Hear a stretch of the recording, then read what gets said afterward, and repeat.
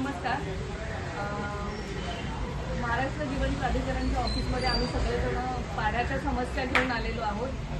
समस्या म्हणजे बऱ्यापैकी साई विभागामध्ये पाणी येत आहे, पण बऱ्याच ठिकाणी काय होतं, प्रेशर कमी असल्यामुळे आणि वेळ कमी असल्यामुळे सोसायट्यांच्या टाक्या भरत नाही. त्या संदर्भात आता प्राधिकरणचे अधिकारी देशपांडे साहेब यांच्याशी आपण चर्चा केलेली आहे. त्यांना सांगितलंय की जर आपण प्रेशर वाढवलं पाण्याचं तर सगळ्यांच्या समस्या ह्या सुटतील आणि थोडीशी वेळ वाढवून द्या आम्हाला.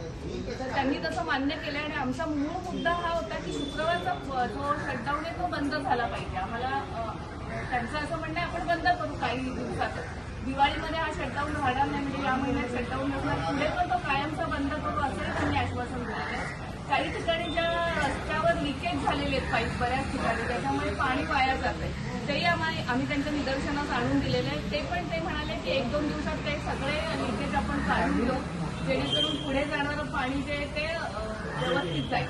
आणि ज्या ठिकाणी रस्त्यांची कामं चालू आहे तिथे हेडर टाकून घेतले तर काम झाल्यानंतर सुद्धा आपल्याला पाण्याच्या लाईन घेता येते. अशा काही मुद्द्यांवर आपण चर्चा केलेली आहे आणि साहेबांनी सगळ्याच बाबतीत आपल्याला आश्वासन दिलेलं आहे की ह्या सगळ्या समस्या आपण दूर करू. शटडाऊन पण, प्रेशर पण आणि वेळ पण वाढवून देऊ आणि लिकेज जे आहे ते पण बंद करू. धन्यवाद.